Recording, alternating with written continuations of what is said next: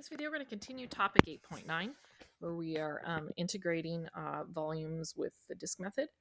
In example 2, we're integrating with respect to y, and we're actually going to end up using two integrals on this one. So we're going to find the volume of the solid formed by revolving the region bounded by the graphs of y equals x squared plus 1, y equals 0, x equals 0, and x equals 1, and about the y-axis.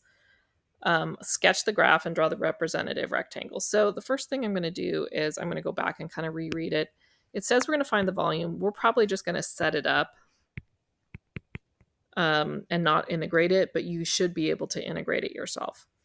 We're revolving about the region, so we need to draw the graph y equals x squared plus 1. So I know that that's a parabola, so it's going to go through here and curve up like this. It says y equals 0 is part of our graph. So we know that y equals 0 is the x-axis.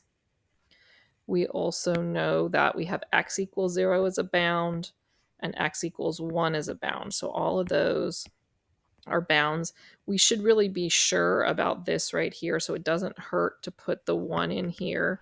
So y equals 1 squared plus 1. So it is in fact 2.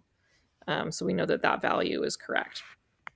We are supposed to take this region right here, and we are supposed to revolve that. It says about the y-axis, which means I am revolving the other direction this time. So my rectangle would be going vertically. The problem is that in this space right here, there's a different right minus left than in the yellow space on top. The right minus left is different. So that's why I have to set up two separate integrals.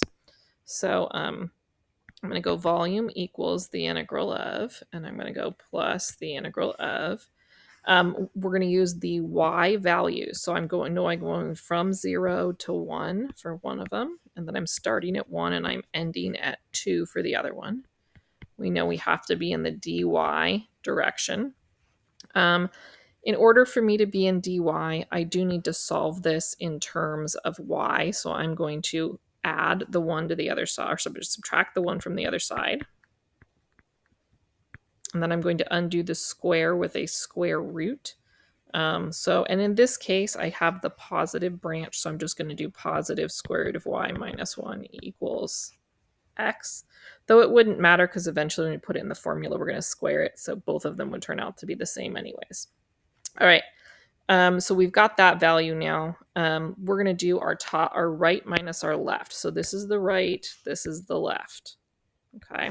So for my first right, I know that that value is 1 minus the left, which is 0. And then remember, we square it. Then I'm going to do the other right minus left. So my first right is 1. And then I'm going to, my left is the green line, which we redid to the square root of y minus 1. And then we're going to square it. Oh, and what did I totally forget out front? When we're doing volume of revolution, we have to have pi. I'm not going to go ahead and do the integration step, but you could possibly do that on your own.